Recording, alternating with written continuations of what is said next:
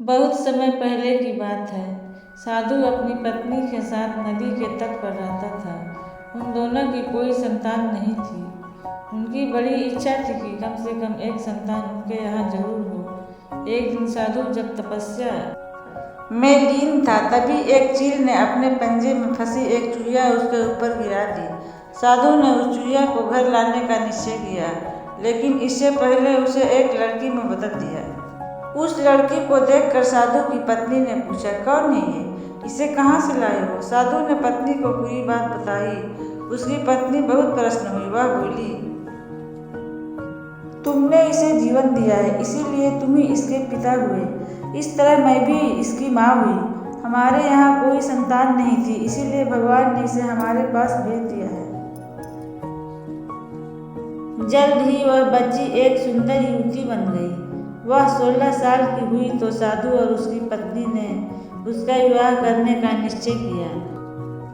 अब वे ही उस लड़की के लिए कोई सुयोग्य वर सुझाए।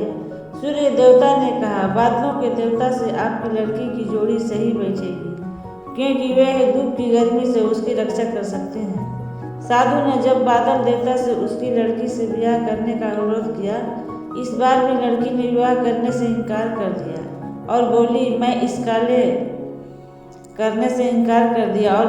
इस काले व्यक्ति से विवाह नहीं करूंगी। इसके अलावा बादलों की गरज से मुझे डर भी लगता है। साधु फिर से उदास हो गया और उसने बादल देवता से अनुरोध किया कि वे ही कोई सुयोग्य वर सुझाए।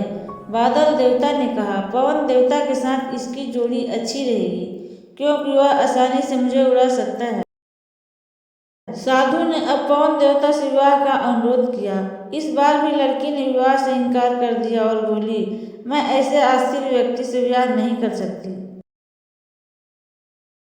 शक्ति जो हर समय वहाँ उड़ा रहता हो। साधु को बहुत दुख हुआ। वह अब काफी परेशान हो गया। साधु ने पवन देवता से ही कोई सुयोग्य वर सुझाने को कहा। पवन देव ने जवाब दिया, पर्वतों के राजा बहुत मजबूत और अस्थिर है। वे बहती हुई हवा को रोक भी सकते हैं। उसने आपकी लड़की की जोड़ी सही बैठेगी।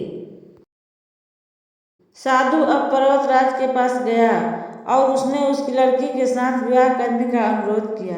हालांकि इस बार भी लड़की ने विवाह करने से इनकार कर दिया और कहा, मैं ऐसे किसी व्यक्ति से विवाह नहीं कर सकती जो इतना कठोर और ठंडा हो। लड़की ने साधु से किसी नरम वर को खोजने के लिए कहा। साधु ने पर्वतराज से सलाह मांगी। पर्वतराज ने जवाब दिया, किसी चूहे के साथ ही आपकी लड़की की जोड़ी अच्छी रहेगी, क्योंकि वह नरम भी है और आसानी से किसी पर्वत में बिल बना सकता है। इस बार लड़की को वर पसंद आ गया।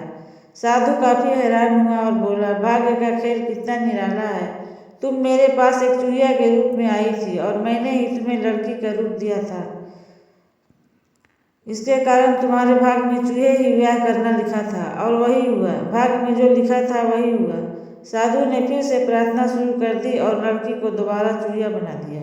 तो दोस्तों, यह हमारी कहानी कैसी लगी? अच्छा लगा तो लाइक